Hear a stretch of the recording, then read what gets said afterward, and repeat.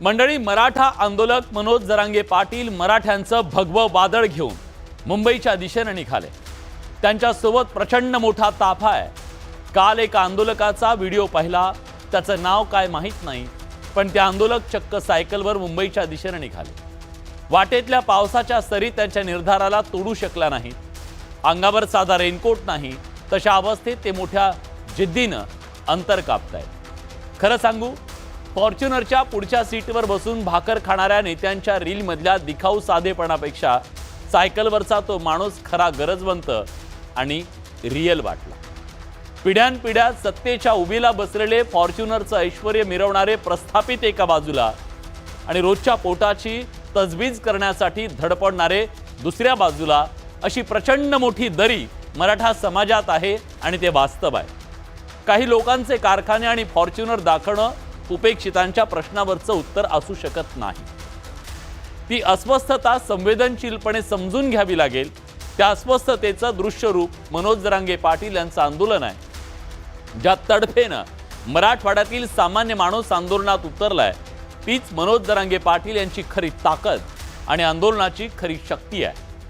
मुंबईकडे निघालेल्या आंदोलकांच्या प्रतिक्रिया ऐकत होतो। त्यांना बाकी काहीच माहित नाही, काही ऐकायचं सुद्धा नाहीये। त्यांना फक्त आरक्षण हवंय, आणि तेही मनोज जरांगे पाटील म्हणतील तसं। ते कसं मिळणार, कायदेशीर अडचण काय, मार्ग काय, याच्याशी त्यांना काही एक देणं घेणं नाहीये। आरक्षण हाच त्यांना त्यांच्या अडचणीतून सोडवणूक करणारा एकमेव मार्ग वाटतोय, आणि तो मार्ग ओबीसीतून आरक्षण। ते मिळवून देणारा विश्वास म्हणजे मनोज जरांगे पाटील। पण आरक्षण ही भावनिक गोष्ट नाहीये, ती कायदेशीर संवैधानिक अशी बाब आहे। मराठा आंदोलकांना सरकारनं दिलेलं 10% आरक्षण मान्य नाहीये। ज्या ओबीसीतून आरक्षणाची मागणी केली जाते, पण त्यासाठीची प्रक्रिया नेमकी काय आहे हे समजून घेणं गरजेचं आहे। 50% मर्यादा ओलांडण्यासाठी सरकारकडे पर्याय काय हे तपासून पाहावं लागेल। ओबीसीतून आरक्षण मिळाल्यास मराठा समाजाला खरंच न्याय मिळू शकेल का, आजची परिस्थिती बदलू शकेल का, हे समजून घ्यावं लागेल। या प्रश्नाचं उत्तर शोधावं लागेल। एखादा GR काढून समाधान केलं जाईल, पण न्यायालयीन कसोटीवर ते टिकेल का?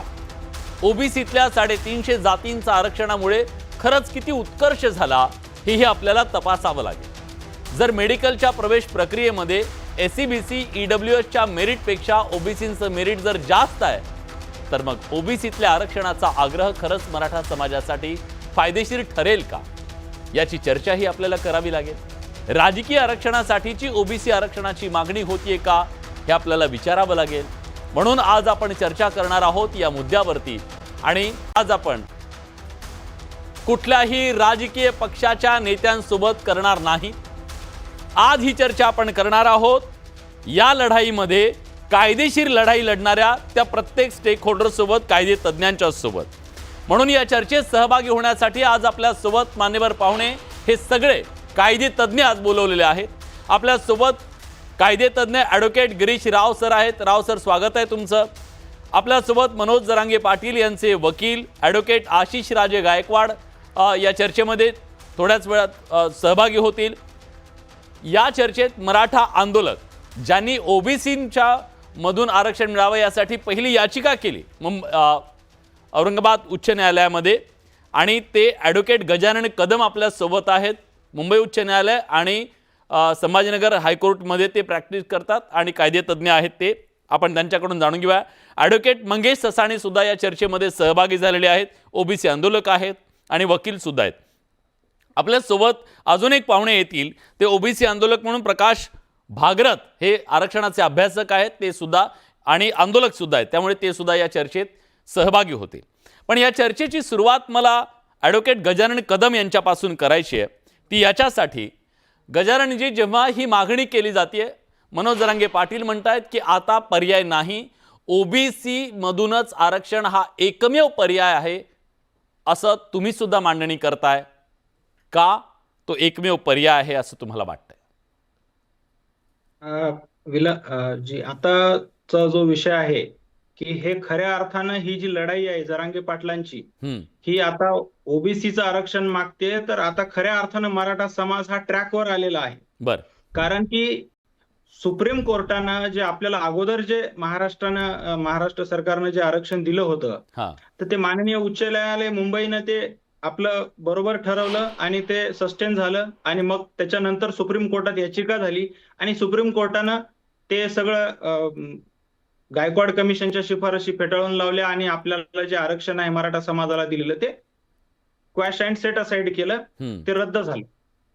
आणि त्याच्यामध्ये प्रामुख्याने एक गोष्ट लक्षात घेतली पाहिजे की आणि त्याच धर्तीवरचं जे आरक्षण आता दिलेलं आहे आपल्याला 2024 मध्ये, हा. जे 10% जे आरक्षण दिलेलं आहे आपण जे बोलतोय, ते आरक्षण चॅलेंज केलेलं आहे परत मुंबई हायकोर्टात आणि त्याच्यावरती मुंबई हायकोर्टानं सध्या स्टे दिलेला नाही. याचा अर्थ असा नाही की ते आरक्षण कायद्याच्या पटलावर ताऊन सलाखून ते कन्फर्म झाले असं नाही म्हणू शकत आपण. आता उद्या जरी मुंबई उच्च न्यायालयाने सध्या स्टे नाही दिला आणि ही याचिका फेटाळून लावली आणि हे आरक्षण जरी रद्द नाही केलं तरी मागच्याच परिस्थितीनुसार हे परत सुप्रीम कोर्टामध्ये चॅलेंज होऊ शकतं आणि त्यानंतर सुप्रीम कोर्ट परत तसाच निर्णय देऊ शकते. त्यामुळे कायद्याच्या पटलावर हे आरक्षण टिकणं शक्य नाही. त्यामुळं जे आणि ते 2021 मध्ये जे निर्णय देताना सुप्रीम कोर्टानं सांगितलं की तुम्ही इंदिरा साहनीच्या जजमेंटनुसार जी 50%ची जी कॅप आहे त्याच्या वरती जात आहे, तो एक मुद्दा होता. त्याच्यामुळे आपलं जे रिझर्वेशन टिकू शकलं नाही आणि ज्या शिफारशी होत्या त्याच्यामध्ये क्वांटिफाईड डाटा कोर्टाला वाटलं की तो योग्य नाहीये. याचा अर्थच असा की क्वांटिफाईड डाटा जो आयोगाने तयार केला होता तो डाटा व्यवस्थित आहे, तो व्यवस्थितपणे आपल्या पद्धतीनं महाराष्ट्राच्या वतीनं चांगल्या पद्धतीनं मांडणं गरजेचं होतं. ते सुप्रीम कोर्टामध्ये मांडणं गरजेचं होतं. त्याचं कारण असं आहे की ज्या मराठा समाजामध्ये कुणबी म्हणून जिथं जिथं ज्यांच्याकडे कुणबी हे नाव नोंदी आहेत त्यांना आरक्षण ओबीसी मध्ये मिळतं आणि त्या कुणबी समाजासोबत संबंध महाराष्ट्र रोटी बेटी व्यवहार आहेत. आमच्याच कोणत्या बहिणी आहेत, रिलेटिव्ह आहेत जे इकडं विदर्भात आहेत आणि आता काय झालं मराठवाड्यामध्ये आपण बघितलेलं आहे की डायरेक्टली काही ब्रिटिशांनी शासन केलं नाही. होती तेवढे काही आपण मराठवाड्यातले लोक जे काही शिकलेले नाहीत आणि ते शिकलेले सुज्ञ जे विदर्भातले मराठी होते बिचारे त्यांनी कुणबी लावलं. फक्त यांच्या नासमजपणामुळं किंवा त्यावेळेस दुर्लक्षित याच्यामुळे जर यांनी जर कुणबी लावलेलं जर आज कुणबी मानत नसतील तर काय, कुणबीची व्याख्या काय की जे कोळवणूक करतात, जे शेती करतात, जे शेतमजुरी आणि शेती करतात ते सगळे कुणबी आहेत आणि त्यांचे एकमेकांशी सगळ्यांशी रक्ताचे नातेसंबंध आहेत.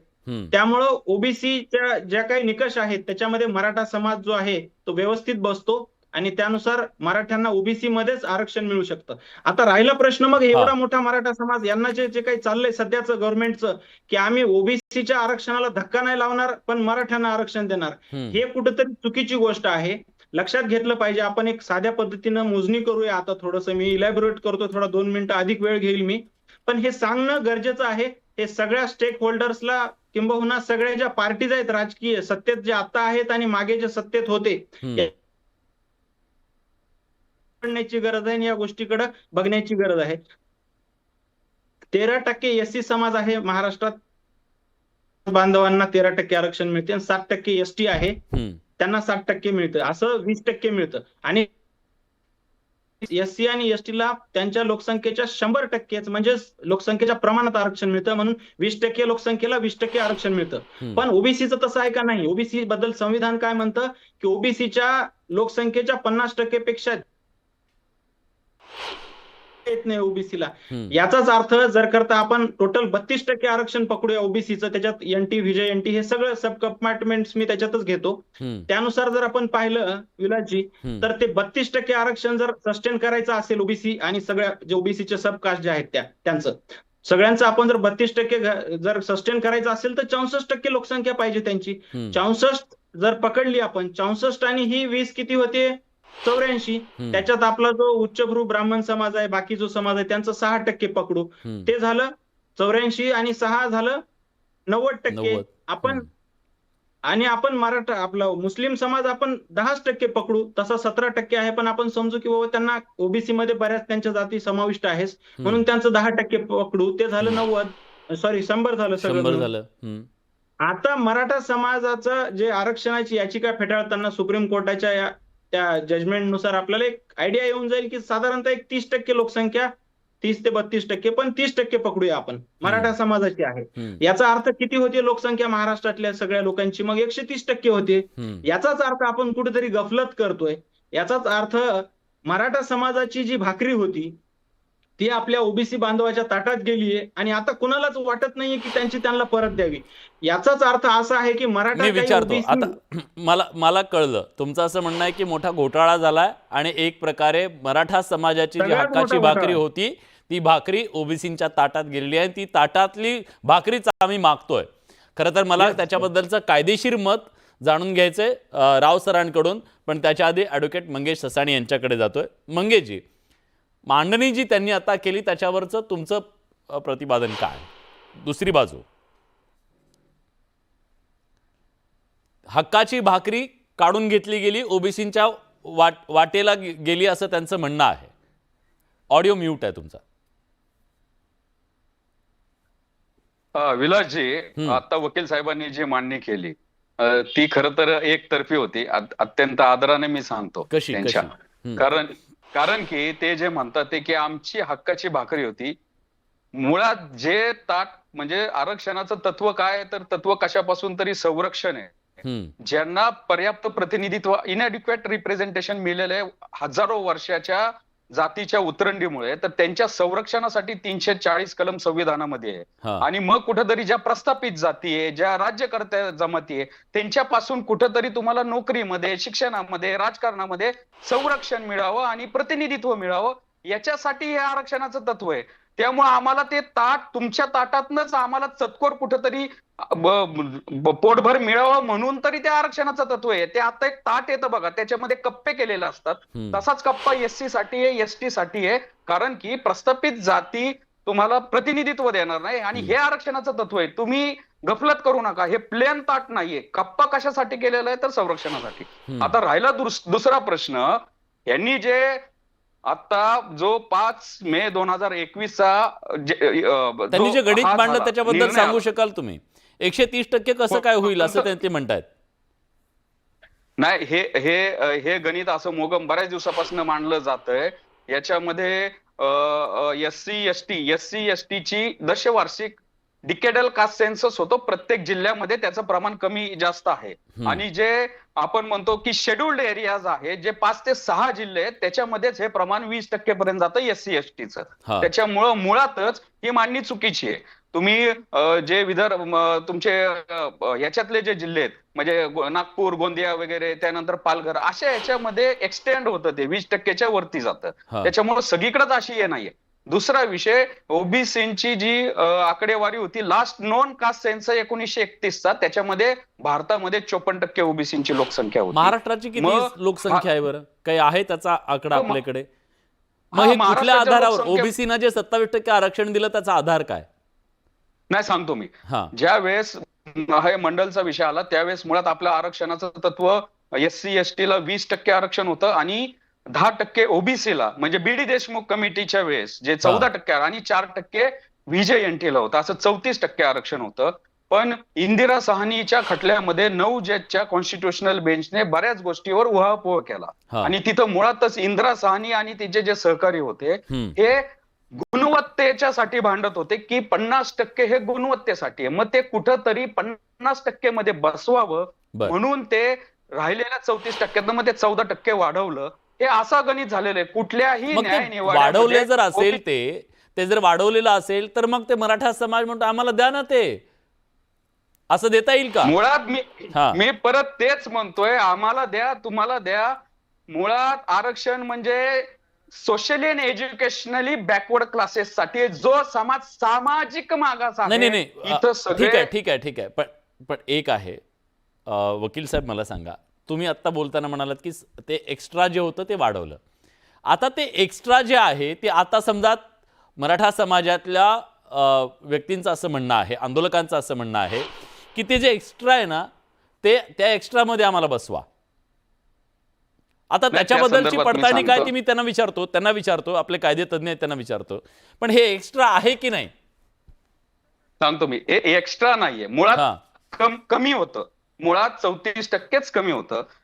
ज्या वेळेस बीडी देशमुख कमिटी होती त्यावेळेस 180 जाती होत्या.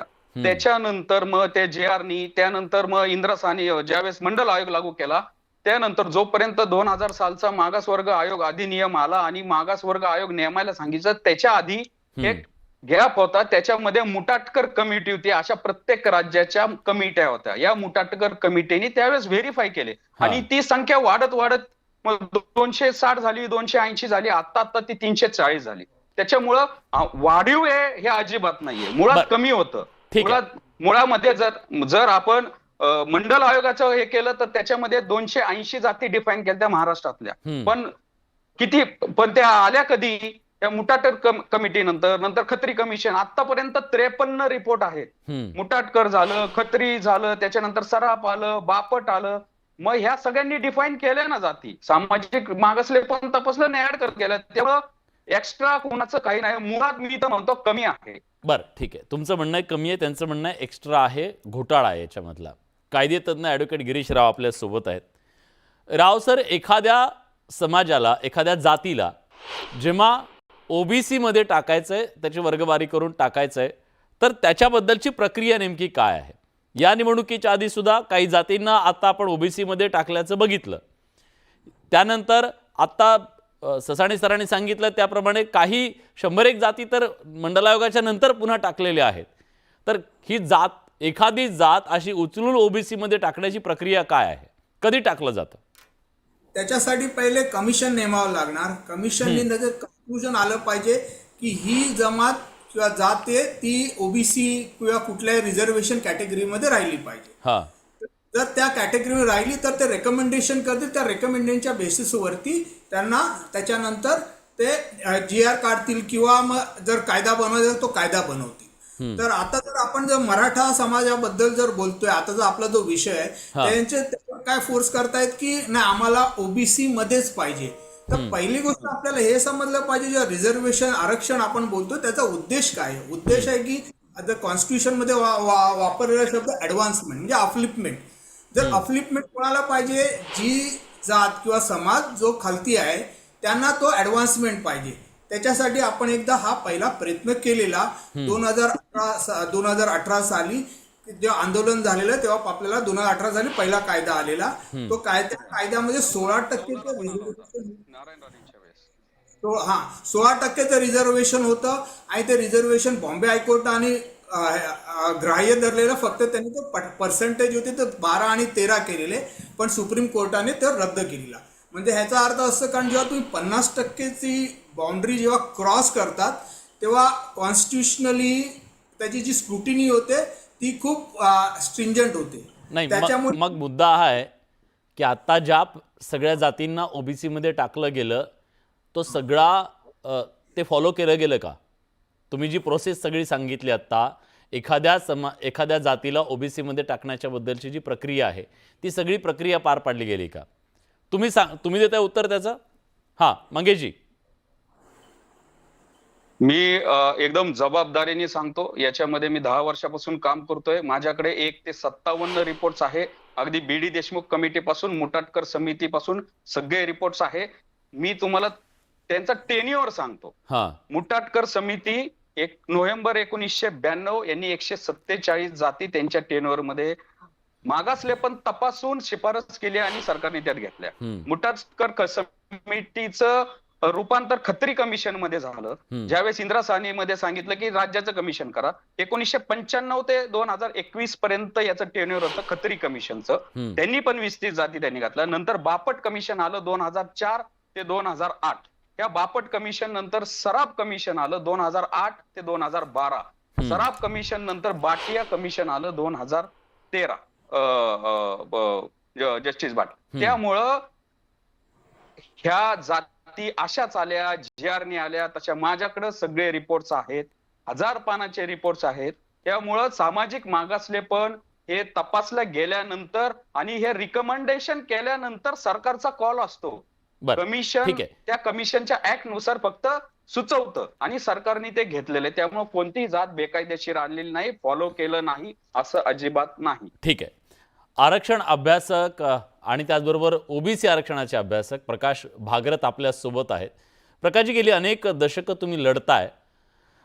OBCंना जे आरक्षण दिलं गेलं ह्या आरक्षणानं ओबीसींचं किती भलं झालंय, काय ओबीसींच्या आयुष्यामध्ये प्रकाश पडलेला आहे सांगू शकाल का? आणि आता जी मांडणी केली जाते की मराठा समाज हा हकदार आहे, मराठा समाजाच्या वाट्याचा आहे, मराठा समाजाच्या हक्काची ती भाकरी आहे, ती ओबीसी मध्येच आहे, ही मांडणी तुम्हाला पटते का? खरं म्हणजे मराठा समाजाची भाकरी ही ओबीसी मध्ये आहे, ही मांडणी अजिबात पटत नाही. मूळता गावगाड्यावरचा जो ओबीसी आहे तो अजूनही तितकाच वंचित आहे. मंडळ आयोग लागू झाला 1990 ला, महाराष्ट्रात तो 1994 ला लागू झाला. त्याच्यानंतर झिरो बजेट आला. 94 ला लागू झाल्यानंतर खऱ्या अर्थाने 50% सिलिंग झालं आणि क्रिमिलेअर लागू झालं. त्याच्यानंतर जी ग्रीव्हन्सेस कमिटी 2004 ला ऍडव्होकेट सुदर्शन नचिप्पन यांची जी ग्रीव्हन्सेस कमिटी झाली, त्या कमिटीमध्ये जो आढावा घेतला गेला, त्या आढाव्यात असं लक्षात आलं की मंडळ आयोग लागू होण्याच्या अगोदर ओबीसीचा प्रशासनातला टक्का हा 12% होता, 12.5%. आणि त्यानंतर जो सर्वे झाला त्याच्यात तो 4.5%. म्हणजे मंडळ आयोग लागू होऊन सुद्धा 10 वर्षानंतर ओबीसी हा नुकसानीत होता. खरं म्हणजे हे नुकसान भरून काढणं गरजेचं होतं, पण तसं न होता मराठा कुणबी, कुणबी मराठा, लेवा पाटील, लेवा पाटीदार, लेवा कुणबी या 2004 ला ह्या 5 जाती यांचा ओबीसी मध्ये समावेश करून घेतला. आता ज्या या उच्चभ्रू तशा जाती होत्या यांचा समावेश झाल्यानंतर जे काय भरती प्रक्रिया झाली, त्या भरती प्रक्रियेमध्ये मोठ्या प्रमाणामध्ये या समाजाचा त्या ठिकाणी अंतर्भाव झाला. परंतु मूळ ओबीसी आहे तो जिथं आहे तिथंच आहे, याच्यामध्ये काहीही फरक पडला नाही. त्याचं शैक्षणिक, सामाजिक, आर्थिक ही जी स्थिती आहे, राजकीय सुद्धा ही स्थिती जशी आहे तशीच आहे. पण गेली 4 दशक मराठा समाजाचा समावेश ओबीसीमध्ये करावा याच्याबद्दलची मागणी कमी अधिक प्रमाणात सातत्यानं होत राहिली. कारण काय होतं, का होऊ शकलं नाही? मराठा समाज ओबीसीमध्ये का येऊ शकला नाही? त्याच्या मागचं प्रमुख कारण काय होतं? कायदेशीर अडचण काय होती? मूळतः मराठा समाज हा शैक्षणिक सामाजिक म्हणजे शैक्षणिक जरी मागास आज दाखवला गेला असला तरी तो सामाजिक मागास नाहीच आहे. दाखवला गेला कसं काय म्हणू शकता तुम्ही? दाखवला गेला म्हणजे काय? आज तो जो आयोग आहे, ज्या आयोगाने आतापर्यंत इतर जातींना केलं त्याच आयोगाने रिपोर्ट दिला ना, त्या आयोगावर कसं काय आपण संशय घेऊ शकतो? हे बघा, राणे समिती नेमली नाही, राणे समिती सोडा, गायकवाड आयोगाबद्दल बोलतोय मी. गायकवाड आयोगाने सुद्धा बाटिया आयोगाचा आधार घेतला ना. गायकवाडांनी वेगळं काय केलंय? आज बाटिया आयोगाने जो सर्वेक्षण केलं ते मतदार यादीच्या आडनावावरून केलं. मला सांगा, आज आमचं तेच म्हणणं आहे, आज जो ओबीसी जो घाबरलेला आहे त्याचं कारण ते आहे की मुळात 2004 ला ह्या जाती इन झाल्यामुळं त्यांच्यावर अन्याय झालाय. आणि आता मराठा पण पुन्हा 50%चा जर आज झाला तर त्याचं शैक्षणिक, सामाजिक, राजकीय आणि इतर या सगळ्या याच्यात त्याचं नोकरीमध्ये सुद्धा त्याचं नुकसान होणार आहे. हीच खरी भीती आहे याच्यामध्ये. आणि मराठा म्हणजे राजकीय आरक्षण ही तुमची जास्त भीती आहे? हा, हीच भीती आहे. ठीक आहे, मी विचारतो आपल्यासोबत कदम सर आहेत. कदम सर, आता तुम्ही जेव्हा ही याचिका दाखल केली, प्रामुख्याने तुमचा फोकस कशावरती आहे? राजकीय आरक्षण आपल्याला मिळू शकतं ओबीसीमध्ये म्हणून ओबीसी आरक्षण हवा आहे. 10% आता जे विद्यमान आरक्षण आहे, ईडब्ल्यूएसचं जे आरक्षण आहे, ते आरक्षण का नको? सातत्यानं त्याच्याबद्दलची सुद्धा मांडणी केली जाते. आज ईडब्ल्यूएस आणि एसईबीसीचं जे मेरिट आहे, मेडिकल मधलं सांगितलं आज मुख्यमंत्र्यांनी, ते तुम्ही ऐकलं असेल, ते त्याच्यापेक्षा जास्त ओबीसीचं मेरिट आहे. मग या ओबीसी आरक्षणात आल्यानंतर मराठा समाजाचा फायदा होईल असं तुम्हाला वाटतं का, की नुकसान होईल वाटतं?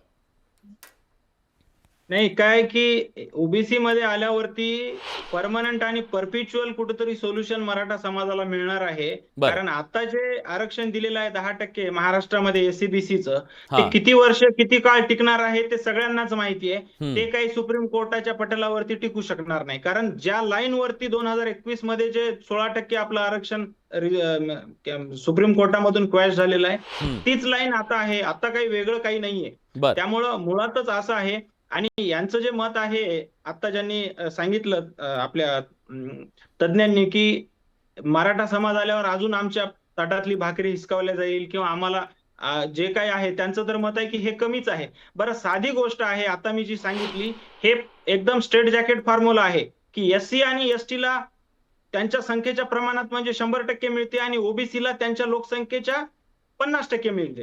हे सांगतायत का आता मी जसं बोललो त्या लाईनवरती 32% म्हणजेच यांची 64% लोकसंख्या आहे का आणि 130% होते का? ही आकडेवारी कुठं जाणार आहे? आणि at the end of the day आता जे सेंट्रल गव्हर्नमेंटचं जे चाललेलं इनिशिएटिव्ह त्याच्यानुसार जातीय जी जनगणना होणार आहे हो. ते एकमेव सोल्युशन आहे. ते म्हणायला तयार आहेत का आता ओबीसी बांधव की चला ठीक आहे, आता आम्ही जे मराठा समाज म्हणतोय की आमची भाकर त्यांच्या ताटात गेली, पण ते म्हणायला तयार आहेत का की चला महाराष्ट्र शासनानं सेंटरची जेव्हा होईल तेव्हा होईल आणि त्यांनी जातीय जनगणना करावी? एक मुद्दा, ईडब्ल्यूएसचं आरक्षण नाकारण्यामागची नेमकी भूमिका काय आहे असं तुम्हाला वाटतं? ईडब्ल्यूएस मध्ये राजकीय आरक्षण नाही, कारण ईडब्ल्यूएसला तर आता कायदेशीरदृष्ट्या संरक्षण आहे. ईडब्ल्यूएस टिकाऊच आहे तसं बघितलं. ईडब्ल्यूएस नको पण आम्हाला ओबीसीतलं हवं, याच्या मागचं कारण राजकीय आरक्षण आहे का? नाही, मुळात मुद्दा असाच आहे की सामाजिक आणि शैक्षणिक रित्या मराठा समाज मागास आहे. जे आमचे बांधव आज कुणबी म्हणून ओबीसी मध्ये आरक्षण घेतात ते आणि आम्ही एकच असताना आम्हाला एखाद्या दुसऱ्या कुठल्या तरी उच्चभ्रू समाजासाठी आर्थिक निकषांवर जर आरक्षण मिळणार असेल तर आम्ही तिकडे जाण्याचं काही कारण नाही. आम्ही मूळ जे आहोत तेच मागतोय आम्ही. आमची जी खरी भाकरी आहे तीच आम्हाला. आणि आता ज्यांनी सांगितलं की 1994 मध्ये अचानक 14% जे वाढवलं ना एक्स्ट्रा, त्याच्यासाठी कुठल्याही प्रकारे कुठल्याही कमिशननी स्टडी केली नाही, काही नाही. वन फाईन मॉर्निंग जीआर काढला आणि वाढवून टाकलं. 92 साली होती वकील साहेब, मुटाटकर समितीचा रिपोर्ट मी तुम्हाला पाठवून देईन. बरं, काही राव सरांचा एक बोलतोय तुम्हाला की त्याच्यासाठी कुठल्याही प्रकारे क्वांटिफाईड डाटा नव्हता आणि तिथं कुठलेही ओव्हरवेल्मिंग रिझन्स नव्हते.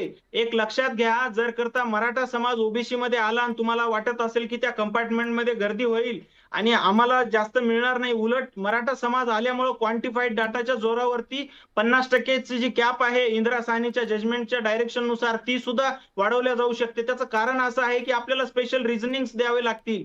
स्पेशल रिझन जर दिले मी तोच मुद्दा विचारतो सर, अगदी टू द पॉइंट तुम्ही बोललात. मला त्याच्याबद्दल विचारू द्या.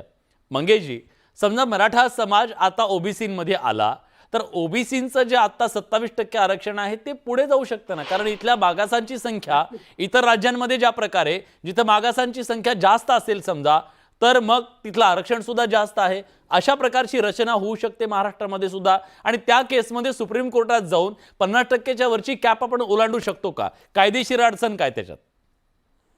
म्हणजे एक भाऊ उपाशी पण राहणार नाही, आपल्यालाही मिळेल आणि त्यांनाही मिळेल, अशा प्रकारची रचना तुम्हाला नाही का करता येणार? याचा बेस सगळ्यात महत्वाचा ओबीसीचं आरक्षण म्हणजे सामाजिक मागासलेपणाची कसोटी ही पार करणं. याचा प्रयत्न बराच वेळा झाला.